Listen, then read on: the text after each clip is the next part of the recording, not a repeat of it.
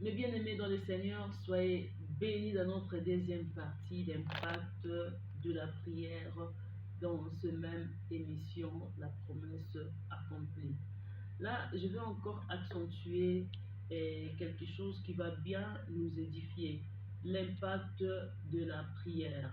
L'impact de la prière dans notre deuxième partie devient l'arme à combattre. La prière devient notre arme. La prière devient notre machette, couteau, fusée, toutes sortes d'armes pour combattre. Premièrement, je vous ai dit clairement que la prière, c'est une relation avec notre Dieu. Donc, c'est-à-dire, premièrement, de la vie chrétienne, la prière, c'est une relation, l'intimité, que dirais-je, ouais, la relation avec notre Seigneur Jésus-Christ. Nous devons avancer, s'attacher à lui par rapport à nos besoins, non seulement nos besoins, parce que nous voulons aussi connaître ses orientations dans nos vies chrétiennes. Donc là, ça doit rester, je dirais, une base, la clé de notre vie chrétienne, la prière. J'ai essayé d'épingler aussi la prière par rapport à la foi. Donc à la parole de Dieu, on doit s'attacher à la parole de Dieu. Nous prions bien sûr, mais la prière doit avancer avec la parole. Si vous essayez de revoir ce que nous avons parlé dans notre première partie, vous allez finir par comprendre pourquoi la prière doit être une relation avec notre Dieu, pourquoi la prière doit être le quotidien de notre vie. Et dans notre deuxième partie, nous voulons parler de la prière comme étant arme spirituelle. Là, il ne faut jamais oublier.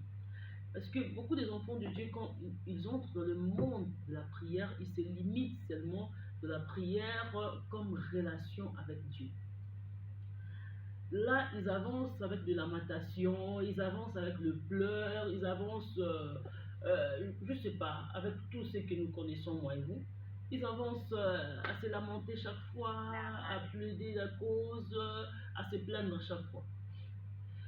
Mais il faut bien savoir que quand nous avançons dans la prière, première partie, une relation avec Dieu, deuxième partie, étant chrétienne, devons aller jusqu'au bout à comprendre la prière, c'est pas seulement la relation, la prière devient l'arme à combattre.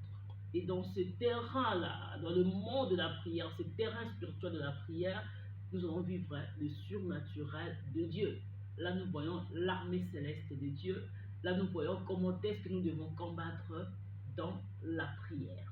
Vous voyez, si tu arrives seulement à comprendre que la prière, c'est pas seulement une relation avec Dieu, la prière, c'est aussi l'arme spirituelle que nous devons combattre avec. Bien-aimé, tu ne vas pas te plaindre, tu ne vas pas pleurer, tu vas plus te lever.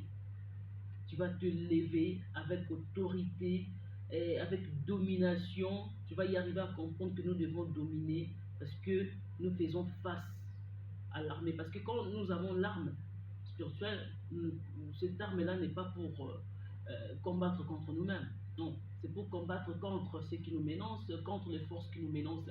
Donc, quand déjà nous arrivons à combattre contre les forces qui nous menacent, nous entrons dans un terrain qui est spirituel.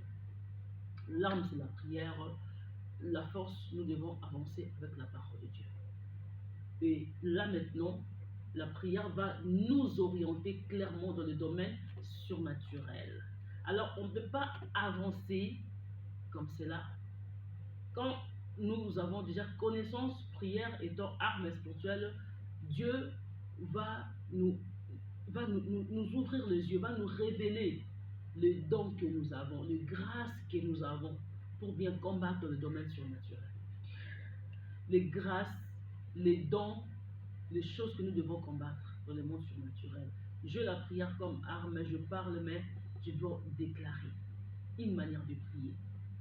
Je dois déclarer, je dois comprendre ce que Dieu m'a dit. Je dois comprendre d'abord si Dieu m'autorise à combattre dans ce problème, dans ce camp-là, dans ce niveau-là, premièrement. Si Dieu me dit, vas-y, c'est comme chaque fois il disait aux enfants d'Israël, quand ils combattaient contre leurs adversaires, les Philistins, les Moabites et tout là, ils demandaient à Dieu, ils consultaient d'abord Dieu. Le terme que nous utilisons souvent les chrétiens, consulter. Ils consultaient Dieu, Seigneur, est-ce que nous pouvons aller combattre? Est-ce que nous pouvons aller faire ceci? Est-ce qu'on a droit? Comment est-ce que nous devons avancer? Là déjà, ils avancent dans notre premier niveau de prière, la relation avec Dieu. Dieu leur autorise à avancer. Quand ils avancent, ils prennent maintenant la prière comme arme à utiliser dans le bataille, à utiliser dans le terrain, dans les champs spirituels des combats. La prière devient l'arme à combattre le diable. La prière ne reste pas qu'une demande, la prière ne reste pas qu'une relation avec Dieu. La prière devient l'arme, que dirais-je, l'autorité, la domination, à repousser l'œuvre du malin, à avoir l'autorité, à s'élever et à enterrer l'œuvre du malin. Gloire soit rendue à notre Seigneur Jésus-Christ parce que le Dieu, il reste Dieu. Il va commencer maintenant à nous montrer comment détruire les œuvres du malin. Ce n'est que dans la prière. Donc moi je dirais, la prière fait tout. Hein. La prière fait tout, la prière écrase, la prière détruit vraiment, la prière fait tout. Et là maintenant, notre Dieu va nous enseigner comment combattre avec toutes ces armes de la prière. Il te fait avancer, regardez, la façon que tu avances aujourd'hui, tu dois être en jeûne et prière.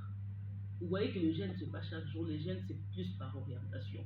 Mais la prière, c'est notre mode de vie, c'est notre quotidien. Et là, maintenant, il te dit, il va gêner. Peut-être il te dit, il ne faut pas parler à tous ces gens-là, il faut éviter une telle personne. Il y a des orientations que Dieu va te donner tout simplement pour t'épargner dans ces combats. Dans ces systèmes de combat, il ne faut pas parler à un, il ne faut pas parler à deux, il ne faut pas parler à trois, il faut repousser un tel, il faut faire ceci. Il cherche maintenant que tu repousses tous ces gens qui peuvent t'induire dans des erreurs, dans des échecs. Vous voyez, la prière maintenant nous aide à comprendre comment réussir quelque chose. La prière nous aide à comprendre, à tenir, que dirais-je, nos promesses dans la main. La prière nous aide à réussir dans la vie, à posséder notre destin. Mais seulement si nous sommes bien disciplinés. Hein, si nous sommes bien disciplinés, il te dit, il ne faut pas avancer avec l'autre. Il ne faut pas tenir une telle chose. La façon que tu te lèves aujourd'hui, hein, tu as quelque chose à faire, tu dois avoir le travail par exemple. Il ne faut pas toucher ton téléphone, il ne faut pas entrer dans les réseaux sociaux. Peut-être si le chef va t'appeler, tu prends seulement le chef.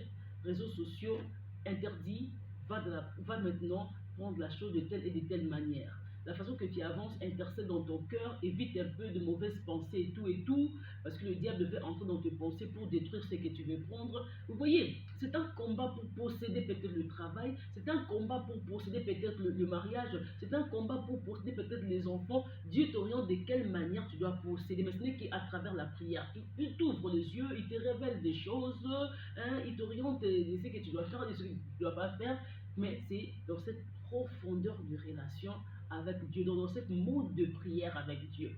Ça t'enseigne, ça t'oriente, ça te dit des choses que tu dois faire et des choses que tu ne dois pas faire. C'est pour ça que la prière doit être notre vie, doit être notre quotidien, voulez ou pas. Notre réussite étant chrétien, c'est dans la prière. Tout ce que nous voulons vivre, c'est dans la prière. Et ils ont leur Dieu, le monde, et ils vivent de leur façon, ils savent qui contacter, ils savent comment leur Dieu les oriente pour vivre tout ce qu'ils veulent. Nous avons notre Dieu, il va nous orienter de la manière que nous devons toucher ce que nous voulons prendre. La prière, c'est un monde à part. La prière nous fait du bien. Si nous allons parler de la surnaturelle de la prière,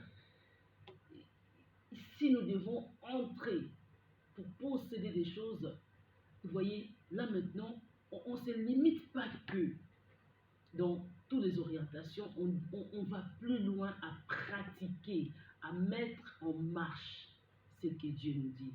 Là, ça devient maintenant la marche dans la prière. Pratiquer la prière.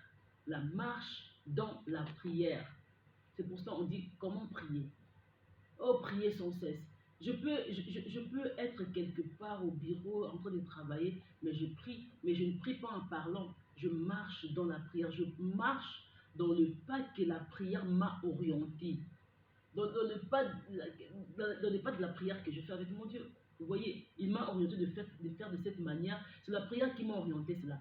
Même si le diable peut s'élever à mes combats, comme je suis là-dedans, dans cette orientation que la prière m'a orienté, le diable va finir par tomber. comme je suis là-dedans. Donc, voulu ou pas, le diable va finir par échouer si seulement tu marches dans la prière. La prière devient une marche. C'est pas que je prie après chaque seconde, après chaque minute, non. C'est seulement, euh, je reste dans le pas de la prière, je reste dans l'obéissance de la prière, je reste dans le discipline de la façon que la prière m'a orienté. Je ne peux pas dire que, oh non, quand je serai au bureau, je vais commencer à prier. Si seulement le Seigneur te dit, maintenant commence à intercéder parce que je vois les choses changer et je vois peut-être les démons entrer pour détruire le cœur du chef, pour que tu ne sais pas déposséder la chose, il faut prier. Là maintenant, commence à prier, commence à intercéder. Mais si ce n'est pas le cas, Dieu t'a dit seulement, vas-y, tu auras la chose, vas-y, tu auras la chose. Ce que tu dois faire, sois sûr de ce que Dieu t'a dit, aie confiance en la personne de Dieu lui-même, dans le Créateur, aie confiance en lui, il est mon Créateur, je vais posséder parce qu'il a dit, c'est tout. Tu n'as pas d'autre chose à faire. Là maintenant, tu marches dans les déclarations prophétiques, c'est-à-dire les déclarations des choses que Dieu a dit, tu commences à déclarer sur ça. Tu commences à déclarer. Je déclare, Seigneur, tu as dit que je serai la tête et non la queue. Je déclare, Seigneur, à ces moments, tous ceux qui se confient en toi ne seront jamais de la honte. Vous voyez, maintenant là, tu es dans la marche de la prière. Mais tu entres maintenant dans la profondeur. Tu sais que maintenant ici, c'est un combat. Nous sommes dans un terrain de combat pour posséder quelque chose. Nous sommes dans un terrain de combat peut-être pour arracher l'âme de quelqu'un, pour arracher la santé de quelqu'un, pour arracher peut-être ma santé. Nous devons marcher de cette manière jusqu'à la fin. Si tu n'es pas distrait, si tu n'es pas découragé, tu n'as pas baissé, regarde, tu vas finir par arracher, par réussir, par avoir la victoire. Vous voyez, donc la prière, voulez ou pas, c'est notre arme spirituelle, c'est notre force. Mais ça ne reste pas que de mots et de phrases, ça devient une marche, ça devient l'autorité, ça devient une façon, une manière de faire les choses. Vous voyez, il essaie un peu de prendre d'autres pieds, d'autres mains. Hein, il fait sortir des branches ici, il faut faire ceci, ici, il faut faire cela, ici, il faut aller comme ça. Il va t'orienter. Mais la base, c'est la prière. En tout cas, bien-aimés dans le Seigneur, soyez bénis. Je suis vraiment très contente de partager avec vous, bien-aimés dans le Seigneur, le monde de la prière que moi j'appelle l'impact de la prière. Donc, c'est l'impact de la prière, mais moi j'appelle ça le monde. Excusez-moi de renverser cette phrase. Donc, le thème, c'est l'impact de la prière, mais moi j'appelle ça le monde parce que c'est un monde de la prière, c'est tellement vaste, c'est tellement profond. Nous allons dans le surnaturel pour comprendre tout ce qui se passe dans le domaine spirituel. Vous voyez, là où quelqu'un était attaché, toi tu ne savais même pas, mais c'est dans la prière que Dieu va t'orienter. La personne est attachée quelque part, va détacher la personne et tout, paf. Tu entres, tu pries, Dieu t'oriente, avance, tu tiens ces versets, tu dis comme ça, tu dis, essaye de répéter, essaye de faire la même chose. Tu vas maintenant détacher la personne, paf, la personne est libre, sa vie automatiquement change. Et après, pouf, et la vie de la personne change. Et je ne savais pas, tu regardes comme ça, c'était que dans la prière. C'est que dans la prière, une réussite se fait dans la prière, le changement, l'avancement se fait dans la prière. Tu verras dans la vie de la reine Esther, pendant 3 jours de jeûne et prière par l'orientation du Saint-Esprit lui-même.